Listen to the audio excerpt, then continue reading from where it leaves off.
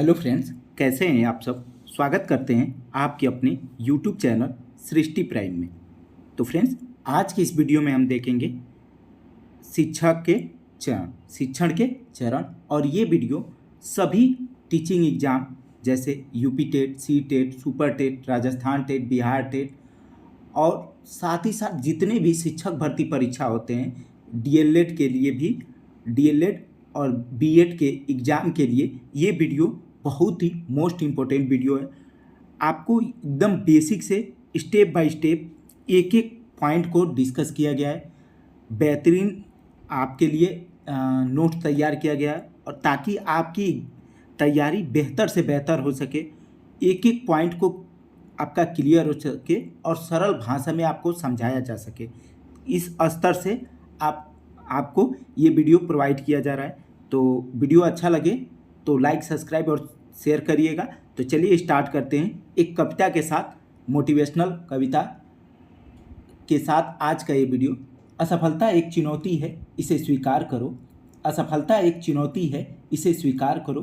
क्या कमी रह गई, देखो और सुधार करो। क्या कमी रह गई, देखो और सुधार करो। जब तक सफल ना हो, नींद चैन को त्यागो तुम। जब तक सफल ना हो, नींद चैन को त्यागो तुम। संघर्ष का मैदान छोड़ के मत भागो तुम। कुछ किए बिना ही जय जयकार नहीं होती, कोशिश करने वालों की कभी हार नहीं होती। तो चलिए स्टार्ट करते हैं आज का ये वीडियो। आज के वीडियो में हम देखेंगे स्टेज ऑफ टीचिंग, शिक्षण के चरण। ठीक है, तो शिक्षण की सबसे पहले हम शिक्षण की चरण जानने से पहले हम शिक्षण की अवस्थाएं जान लेते हैं। स्टेज ऑफ टीचिंग क्या है? शिक्षण की अवस्थाएं। तो एक शिक्षक द्वारा कक्षा में प्रभावशाली शिक्षण करने हेतु बहुत सी गतिविधियां की जाती हैं। जैसे वो तरह तरह की गतिविधियां को यूज करता है, जैसे कभी कवितावली मेथड से, कभी गीत मेथड से, कभी तरह तरह की विधियों का प्रयोग करता है, कभी कहानी विधि से। सभी विधियों का प्रयोग करके क्या करता है, जिन्हें गतिविधियां, शिक्षण विधियां बहुत सारे प्रयोग करता है, जिनसे क्या हो, क्लास रोचक बन सके। ठीक है, तो जिन्हें निम्नलिखित अवस्थाओं में विभाजित किया गया है। ठीक है, कौन कौन सी अवस्थाएं हैं? तो अवस्थाएं कितनी होती हैं? 3। प्रथम सोपान की अवस्था क्या होता है? शिक्षण पूर्व तैयारी। शिक्षण पूर्व तैयारी अवस्था, जैसे अभी हमको शिक्षण कराने जाना है तो उससे पहले हम बहुत सारे चार्ट तैयार करते हैं, पीपीटी तैयार करते हैं, और ताकि हमारा शिक्षण का हो, रोचकपूर्ण हो। उसके बाद दूसरी चरण क्या होता है? शिक्षण की अंतःक्रिया अवस्था। जब हम शिक्षक और विद्यार्थी के साथ अंतःक्रिया होता है पाठ्यक्रम के माध्यम से, तो वो अवस्था क्या कहलाता है? शिक्षण की अंतःक्रिया अवस्था। और तृतीय सोपान क्या होता है? तृतीय सोपान में होता है ना, शिक्षण का समापन, उत्तरावस्था या मूल्यांकन अवस्था। उसके बाद जब जैसे ही शिक्षण संपन्न हो जाता है तो उसके बाद क्या किया जाता है? हम बच्चे से मूल्यांकन करते हैं, उनसे प्रश्न पूछा जाता है, ताकि हमारा शिक्षण कितना प्रभावशाली हो सका इसको हम जान सके। तो आइए एक एक करके सबके बारे में देखते हैं। पहला है प्रथम सोपान, शिक्षण पूर्व तैयारी अवस्था। क्या होता है ना, कक्षा में शिक्षक द्वारा शिक्षण कराने से पूर्व की गई तैयारी को शिक्षण पूर्व तैयारी अवस्था कहा जाता है, जिसके अंतर्गत निम्नलिखित क्रियाएं सम्मिलित हैं। सबसे पहले क्या होता है? इन सारे में बहुत सारी गतिविधियां होती हैं। आइए एक एक गतिविधियों को देखते हैं। उद्देश्य का निर्धारण। सबसे पहले हम उद्देश्य फिक्स करते हैं, एम फिक्स करते हैं कि हमारा बच्चों से किस टॉपिक पे कौन सा डिस्कस करना है, हम कैसे शिक्षण को प्रभावशाली बना सकेंगे, इसके लिए एक एम फिक्स करते हैं। तो इसमें क्या होता है? शिक्षण के अंतर्गत सिर्फ उन्हीं प्रकरण का चयन किया जाता है जो बच्चे के लिए उपयोगी होता है। शिक्षण उद्देश्य बच्चों के मनोवैज्ञानिक आवश्यकताओं के अनुकूल होता है। शिक्षण उद्देश्य बच्चों के मनोवैज्ञानिक आवश्यकताओं के अनुकूल होना चाहिए और अनुकूल होता है। देखिए, जब हम शिक्षण कार्य कराते हैं तो उसमें अनावश्यक चीज़ें भी बहुत सारी दी जाती है। पुस्तक में बहुत सारे अनावश्यक चीज़ें भी दी होती है, और बस हम शिक्षक को क्या होना चाहिए, उन सभी अनावश्यक चीज़ों को छांट के जो हमारे लिए बहुत आवश्यक हो, बच्चों के लिए आवश्यक हो, उसको चयन करके हम बच्चे को शिक्षण हम क्या करते हैं, उस उन्हीं चीज़ों का, उन्हीं टॉपिकों का चयन करते हैं ताकि शिक्षण प्रभावशाली हो सके। तो चलिए आगे देखते हैं अगली विशेषता क्या होती है। विषय वस्तु पाठ्य वस्तु के संदर्भ में निर्णय लेना। क्या पाठ्यक्रम बच्चे के आवश्यकता के अनुरूप है या नहीं? क्या पाठ्य वस्तु बच्चे के पूर्व ज्ञान के अनुकूल है या नहीं? पाठ्य वस्तु का मूल्यांकन किया जा सकता है कि नहीं? तो क्या है, पहला एक एक टॉपिक, एक एक पॉइंट के बारे में देखते हैं। क्या पाठ्य वस्तु बच्चे की आवश्यकता के अनुरूप है या नहीं? हम ये ध्यान देते हैं कि जो हम पढ़ाने जा रहे हैं वो उसके उम्र के अकॉर्डिंग, उसके कक्षा के अनुसार, क्या उसके अनुसार उनके अनुकूल है या नहीं, हम ये ध्यान देते हैं। और उसके बाद क्या करते हैं ना कि क्या बच्चे इससे पहले इस विषय के बारे में, इस टॉपिक के बारे में, इस तथ्य के बारे में वो क्या पहले से उसको जानकारी है या नहीं, इस चीज़ की हम जानकारी लेते हैं। और क्या करते हैं, हम पूरे ज्ञान के लिए हम उससे प्रश्नोत्तरी विधि द्वारा हम उससे जांच करते हैं, कुछ एक दो प्रश्न पूछते हैं और प्रश्न पूछने के बाद उससे हमको पूर्व ज्ञान हो जाता है कि उनके पास पूर्व ज्ञान उनका कितना है। ठीक है, और हम क्या करते हैं, पाठ्य वस्तु का मूल्यांकन जो हो सकता है नहीं कि उसके अनुरूप हम जो शिक्षक करा रहे हैं, शिक्षण करा रहे हैं, क्या उसका मूल्यांकन हम कर सकते हैं या नहीं कर सकते हैं, इसको भी ध्यान रखना चाहिए। अगला है प्रस्तुतिकरण हेतु अवयवों को व्यवस्थित करना। तो देखिए जो हम प्रस्तुत करने जा रहे हैं वो उन अवयवों को एक एक सीक्वेंस में, एक एक चीज़ से, जैसे हमको वर्णमाला पढ़ाना है तो सबसे पहले हम बच्चों को वर्णमाला के बारे में समझाएंगे, फिर उसके बाद एक तथ्य तैयार करेंगे, उसके बाद हम उसके परिभाषा के बारे में बताएंगे, उसके बाद क्या होता है वर्णमाला ये बताएंगे, इसमें कितने अक्षर होते हैं, इसके भेद कितने होते हैं, ये सब अक्षरों के बाद भेद, सारे चीज़ों को, उस भेद के प्रकार कितने होते हैं, ये इन सभी चीज़ों को एक एक सीक्वेंस में देखेंगे। तो शिक्षण कराने से पूर्व शिक्षक ये निर्धारित करता है कि शिक्षण कौशल कब और किस तरह प्रयोग किया जाता है। ठीक है, शिक्षण विधियों का चयन करना। शिक्षण विधियाँ बच्चे की आयु, पूर्व ज्ञान तथा कक्षा के अनुरूप होनी चाहिए। अगला द्वितीय सोपान क्या है, तो द्वितीय सोपान शिक्षण की अंतःक्रिया अवस्था कहलाती है। कक्षा में शिक्षक द्वारा शिक्षण के दौरान की गई समस्त गतिविधियाँ यथा प्रश्न पूछना, पुनर्बलन देना, व्याख्यान देना आदि शिक्षण की अंतःक्रिया अवस्था निम्न चरणों में पूर्व होती है। जैसे हम प्रश्न पूछते हैं, पुनर्बलन मतलब उसको शाबाशी देते हैं कि वो जैसे काम कर रहा है तो उसके प्रति हम उसको कुछ ऐसे शाबाशी देते हैं, या कुछ उसको कोई तोहफा में कोई सामान दे दिए, पेंसिल दे दिए, कटर दे दिए, बुक दे दिए, ये सब क्या होता है, पुनर्बलन देना होता है। व्याख्यान देना, उस पर कुछ उसको विस्तृत रूप से बताना, उसके बारे में पूरा अच्छे से व्याख्यान देना कहलाता है। ठीक है, बताना व्याख्यान देना कहलाता है। अब हमको इसमें निम्न कई स्टेप में ये पूरा होता है। तो क्या होता है, सबसे पहले कक्षा के आकार, क्या होता है, कक्षा के आकार की अनुभूति। कक्षा के आकार की अनुभूति जब शिक्षक कक्षा में प्रवेश करता है तो वह कक्षा के वातावरण के संदर्भ में पूर्व अनुमान लगाने का प्रयास करता है। शिक्षक यह जानने का प्रयास करता है कि कितने बच्चे की अधिगम में रुचि ले रहे हैं तथा कितने विद्यार्थी अधिगम से समस्याग्रस्त हैं। तो हम देखते हैं कि बच्चे में कितने बच्चे रुचि ले रहे हैं और कितने बच्चे रुचि नहीं ले रहे हैं, और कितने उसमें समस्याग्रस्त हैं कि उनको ये चीज़ समझ में आ नहीं रहा है। उन सभी का क्या करेंगे, हम विद्यार्थियों का निदान किया जाएगा। तो कक्षा शिक्षण के पूर्व निम्न क्रियाओं को संपन्न करते हैं ताकि शिक्षण प्रभावशाली बन सके। ठीक है, अगला कौन कौन सी क्रियाएं करते हैं, विद्यार्थी की समस्याओं का निदान करना। हम क्या करेंगे, जितने भी बच्चों का जो समस्या रहता है उसका निदान करते हैं। फिर क्या करते हैं, विद्यार्थी के पूर्व ज्ञान का पता लगाते हैं और विद्यार्थी की रुचि और अभिवृत्ति की जानकारी प्राप्त करते हैं। ठीक है, उसके बाद अनुक्रिया होती है। तो शिक्षक द्वारा कक्षा में की गई प्रत्येक गतिविधि यथा प्रश्न पूछना, व्याख्यान देना, पुनर्बलन देना, उदाहरण देना आदि शिक्षक की अनुक्रिया कहलाती है। अब आइए देखते हैं तृतीय सोपान, शिक्षण की उत्तरावस्था।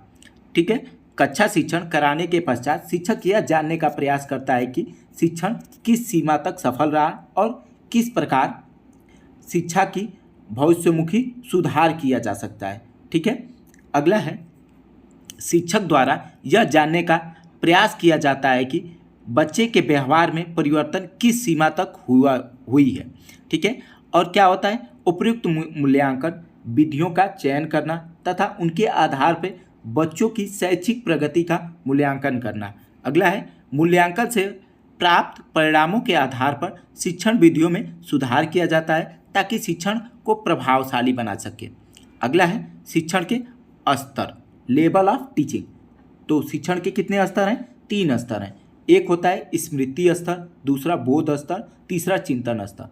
स्मृति स्तर के जनक कौन कहलाते हैं? Herbert Spencer. बोध स्तर के मॉरिसन। ठीक है, और चिंतन स्तर का हंट। तो आप आइए स्मृति स्तर के शिक्षण के बारे में देखते हैं। स्मृति स्तर किसी वस्तु को देखकर इसका प्रतीक मस्तिष्क में संग्रहित कर लेना तथा दोबारा उस वस्तु को देखने पे वस्तु का पहचान करने की क्षमता स्मृति स्तर कहलाती है। ठीक है, हम क्या करते हैं ना, बच्चा जो होता है ना, इसमें क्या होता है किसी भी तथ्य को अपने मेमोरी में फिट कर लेता है, अपने मस्तिष्क में उसकी चीज़ का छवि बना लेता है, स्कीमा बन जाती है उसके। ठीक है, तो इसी क्षमता को क्या कहते हैं? स्मृति स्तर। अब आइए देखते हैं वुडवर्थ के अनुसार क्या कहते हैं इसमें। पहले से सीखी गई बातों को याद रखना ही स्मृति कहलाती है। मैकडूगल क्या कहते हैं स्मृति के बारे में? अतीत की घटनाओं की तुलना करना और पहचान लेने तथा अतीत के अनुभव से संबंधित है। ठीक है, अब आइए देखते हैं स्मृति स्तर के शिक्षण में निम्न पद सम्मिलित होते हैं। कौन कौन से? अधिगम, धारण, पुनर्स्मरण, पुनर्पहचान, पुनरुत्पादन। हम सबसे पहले क्या करते हैं? अधिगम, कुछ भी सीखते हैं फिर उस चीज़ को धारण करते हैं, अपने अंदर उसको मेमोरी में धारण करते हैं, अपने मस्तिष्क में धारण करते हैं, फिर उसको हम याद करने की कोशिश करते हैं। जैसे कोई बच्चे को किसी गणित का एक क्वेश्चन बताया गया, उसमें बताया गया कि इस तरीके से लगेगा, इसमें ये फार्मूला यूज होंगे, ये सूत्र यूज होंगे, तो क्या करेगा? इस चीज़ को धारण कर लेगा, फिर वो जाएगा घर पे उसी तरीके से सोचेगा कि शिक्षक हमको किस तरीके से बताए हैं, तो उसको दिमाग में लाएगा, फिर उस चीज़ को देखेगा, पहचान करेगा कि हाँ यही तरीका है, सही है, और फिर उससे वो क्या कर देगा? उस क्वेश्चन को सॉल्व कर देगा। यही जो स्तर चलता है ना, यही स्मृति स्तर के निम्न पद कहलाते हैं। अब आइए देखते हैं विशेषता। स्मृति स्तर की विशेषता क्या होती है? इस स्तर के शिक्षण के द्वारा ज्ञानात्मक पक्ष के विकास पर जोर दिया जाता है। इसमें केवल मस्तिष्क के विकास पर जोर दिया जाता है। शिक्षण अधिगम प्रक्रिया के केंद्र में होता है। इसमें क्या होता है ना, इसमें केंद्र में कौन होता है? शिक्षक होता है। इसके केंद्र में कौन होता है? शिक्षक होता है। ठीक है, आगे इस स्तर का शिक्षण विचारहीन होता है। इसमें ना बच्चे इसमें कुछ भी सोचते नहीं हैं। क्या होता है? बच्चे इस पर ध्यान नहीं देते हैं। क्या होता है? वो मुक्त अवस्था में, निष्क्रिय अवस्था में बैठे रहते हैं। इसमें मेन भूमिका किसकी होती है? शिक्षक की ही होती है। अगला, इस स्तर का शिक्षण विचारहीन होता है और विद्यार्थी की रुचि एवं आवश्यकताओं को नज़रअंदाज करते हुए जबरदस्ती तथ्यों को रटाने पे जोर दिया जाता है। विद्यार्थी इस रटने पे रुचि नहीं लेते हैं, मगर जैसे अभी पहाड़ा याद करना है तो बच्चे रुचि नहीं लेंगे याद करने में, मगर क्या होगा? वो शिक्षक को ये अनुभव हो रहा है कि ये बच्चों के लिए बहुत आवश्यक है, तो क्या करेगा? वो ज़बरदस्ती इस चीज़ को रटाने पे जोर देगा, मगर विद्यार्थी रुचि नहीं लेते हैं। ये स्मृति स्तर पे होता है। कठोर अनुशासन दिया जाता है। और क्या होता है? कठोर अनुशासन होता है। क्या किया जाता है ना, बच्चे को ज़बरदस्ती इस चीज़ों को रटाने पे कठोर एकदम, उसको अगर नहीं वो करता है तो दंड देने का। दंड में क्या होता है? कोई ज़रूरी नहीं है कि शारीरिक दंड हो। दंड कई प्रकार के होते हैं कि अगर तुम ये काम करके नहीं आए तो हम तुमको जैसे 10 पेज नकल कर लिख के लाना पड़ेगा, अगर नहीं लिख के लाए तो तुमको कक्षा से बाहर रखेंगे। ये सब क्या होते हैं? दंड होते हैं। क्या होता है? अंतःक्रिया का अभाव होता है। क्या होता है ना, इसमें अंतःक्रिया नहीं होती, आपस में बच्चे और शिक्षक एक दूसरे से जुड़ते नहीं है इस अवस्था में। अब आइए देखते हैं हर्बर्ट का स्मृति स्तर का प्रतिमान, हर्बर्ट द्वारा दिया गया स्मृति स्तर का प्रतिमान के बारे में। तो आइए देखते हैं। जर्मनी के प्रसिद्ध शिक्षा शास्त्री पोट्री फॉरवर्ड को शिक्षा प्रतिमान का जनक माना जाता है। इस प्रतिमान के निम्न चरण होते हैं। कौन कौन से चरण होते हैं? उद्देश्य: पहला, ज्ञानात्मक पक्ष को सबल बनाना, याद करने की क्षमता का विकास करना, सीखे हुए तथ्यों को याद रखना, पुनः प्रस्तुत करना। अब इसकी संरचना कैसी है? तो इनकी संरचना है, इनमें 5 पद हैं जिसे हर्बर्ट की पंचपदी प्रणाली कहते हैं। पहला क्या होता है? प्रस्तावना, दूसरा सामान्यीकरण, तीसरा प्रस्तुतिकरण, चौथा पहला प्रस्तावना, दूसरा प्रस्तुतिकरण, तीसरा स्पष्टीकरण और चौथा सामान्यीकरण और पांचवा प्रयोग। क्या होता है इसमें? सबसे पहले प्रस्तावना दिया जाता है, बच्चों को प्रस्तावना बनाया जाता है, फिर उससे जो हम पीपीटी और चाहे चार्ट पेपर पे बना के ले जाते हैं, ये क्या होता है? प्रस्तावना होता है। फिर उस पर प्रस्तुतिकरण, हम उस पर क्या करते हैं? कुछ न जो बताते हैं बच्चों को, फिर उसको स्पष्ट करते हैं और बच्चों से तुलना कराते हैं कि उस एक दूसरे से, ताकि उन लोग को समझ में आया कि नहीं। फिर उसको समराइज कर दिया जाता है, छोटे में एकदम आसान भाषा में फिर समझा दिया जाता है और फिर उस पर प्रयोग कराया जाता है। ठीक है, कुछ प्रश्न पूछे जाते हैं ताकि वो इस पर उत्तर दे सकें। अगला पहला है प्रस्तावना। क्या होता है प्रस्तावना? इसमें शिक्षण पूर्व शिक्षक द्वारा की गई प्रत्येक तैयारी, जैसे पूर्व ज्ञान निर्धारण करना, उद्देश्य कथन विकसित करना आदि सम्मिलित है। दूसरा प्रस्तुतिकरण, कक्षा में विद्यार्थी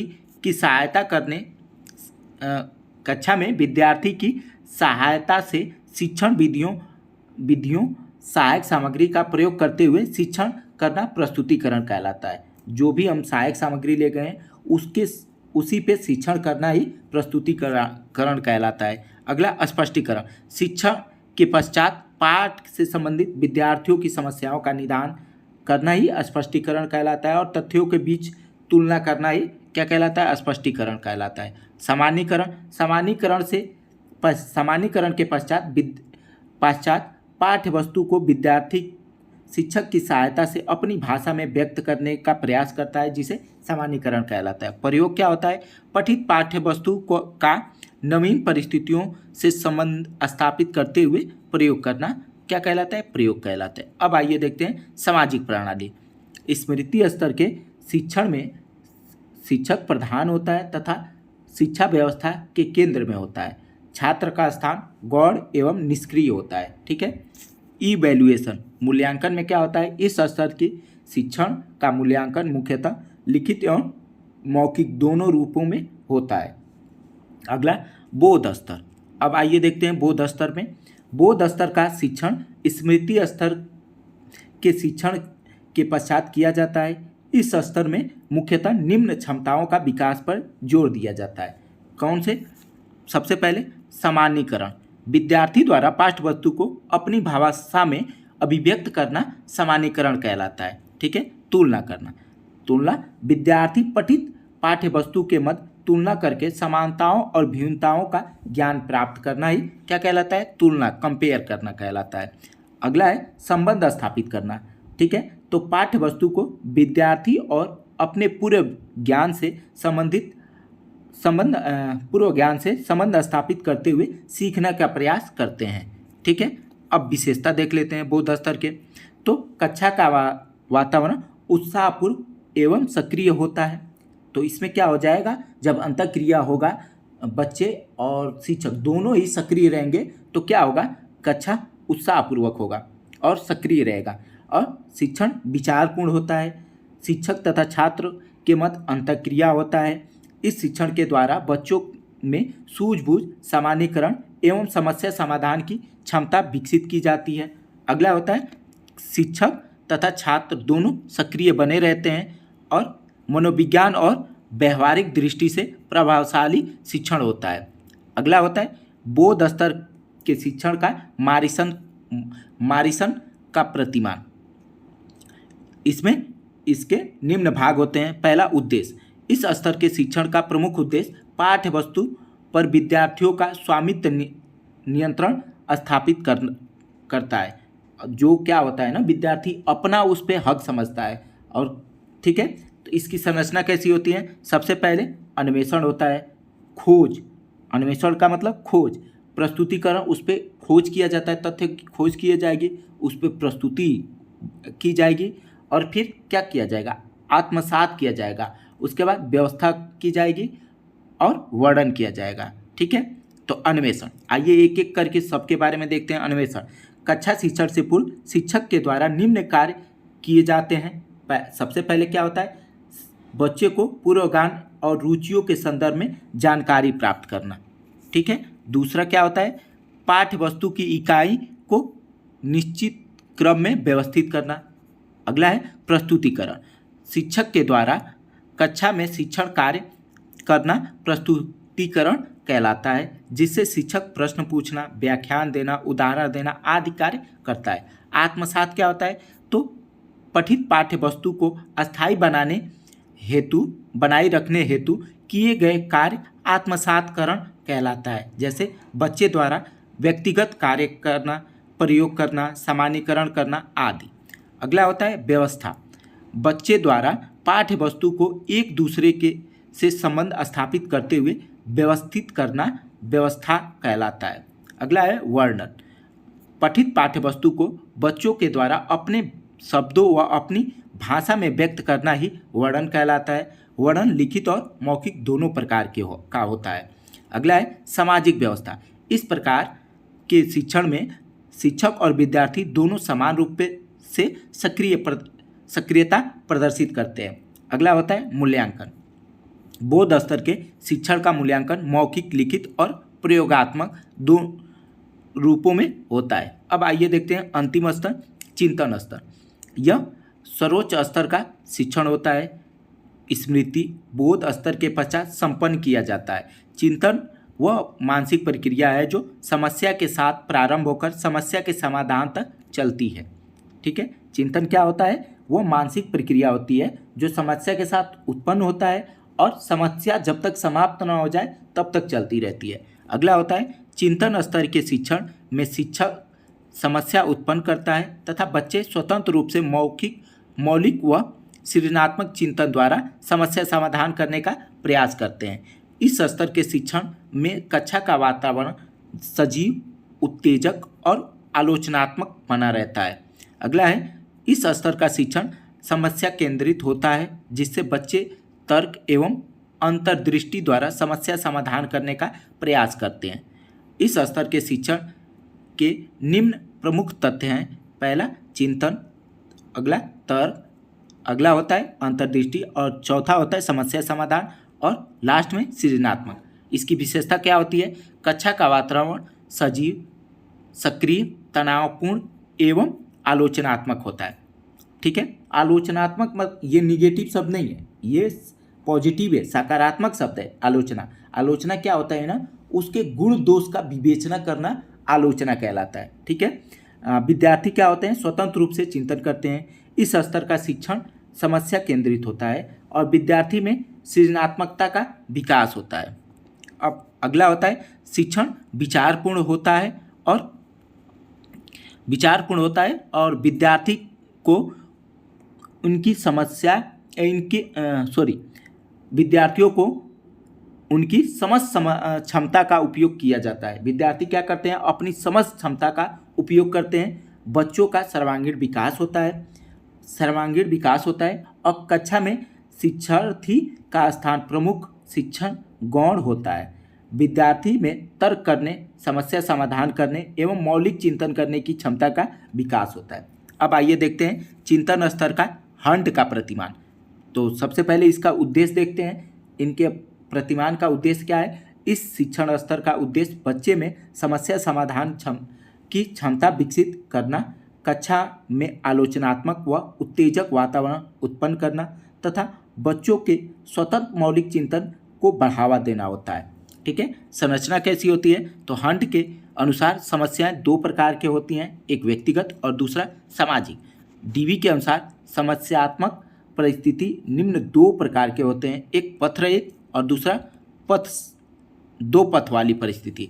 पथरहित क्या होता है? तो पथरहित में व्यक्ति के सामने बाधा उत्पन्न होने के कारण उसे मार्ग आगे दिखाई नहीं देता है। बाधा के फलस्वरूप व्यक्ति के मन में तनाव उत्पन्न होता है और दूर करने के लिए चिंतन करता है, समस्या समाधान करता है। ठीक है, अगला दो पथ वाले क्या होते हैं? तो क्या होता है ना, जब कोई व्यक्ति दो लक्ष्यों द्वारा समान रूप से आकर्षित होता है तो उसे उसके सामने समस्या उत्पन्न होता है। जैसे कोई व्यक्ति है और उसके सामने दो समस्याएं हैं। कैसा? वो तैयारी कर रहा है शिक्षक भर्ती का और उसके सामने अभी एसआई का पेपर आ गया। वो चाहता है दोनों बनना, सबसे पहले प्राथमिकता दे रहा है एसआई का और शिक्षक भर्ती वो साइड में कर रहा है।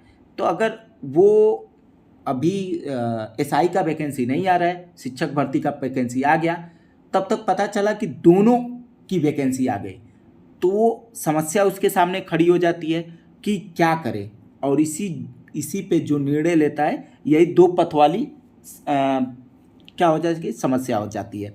अब दूसरे क्या होता है, जब व्यक्ति के सामने एक ही लक्ष्य पर पहुंचने के लिए एक से अधिक विकल्प होते हैं, तब व्यक्ति के मस्तिष्क में भी तनाव उत्पन्न हो जाते हैं। जैसे कोई व्यक्ति है, उसके सामने कोई एक ही लक्ष्य है और उसको विकल्प कई सारे दिख रहे हैं, तो तब भी उसके मस्तिष्क में तनाव आ जाता है। जैसे उदाहरण के द्वारा समझते हैं, कोई बच्चा है और वो चाहता है ना किसी एग्ज़ाम की तैयारी करना, चाहे सीटेट की तैयारी करना, उसके सामने बहुत सारे विकल्प हैं कि वो बुक खरीदे, अच्छे से तैयारी करे और परीक्षा निकाल ले।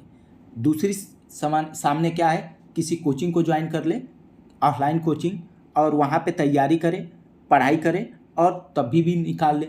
और तीसरी समस्या ये है कि ऑनलाइन कोचिंग करे, ऑनलाइन देख ले वीडियो, और वीडियो देख के सृष्टि एजुकेशन का वीडियो देख के और क्या करे, जाए और परीक्षा दे। तो ये 3-4 विकल्प उसके सामने दिख रहे हैं, करे क्या? कई बार परीक्षा दिया, असफल हुआ, तो उसके दिमाग में बहुत सारे द्वंद्व चलते हैं और इसी द्वंद्व को उसके सामने एक ही लक्ष्य है कि सीटेट को पास करना है। विकल्प कई हैं, कई तैयारी करने का कई विकल्प है, तो वो उसी विकल्प पे एक निर्णय पहुंचना क्या कहलाता है? ये हंट का प्रतिमान है। इस प्रकार हंट के शिक्षण प्रतिमान में निम्न चरण होते हैं। क्या होती है? समस्यात्मक परिस्थिति उत्पन्न करना, समस्या के संदर्भ में परिकल्पना का निर्माण करना, परिकल्पना करना, जानकारी का संग्रह करना और प्रयोग करना। अब आइए देखते हैं सामाजिक प्रणाली।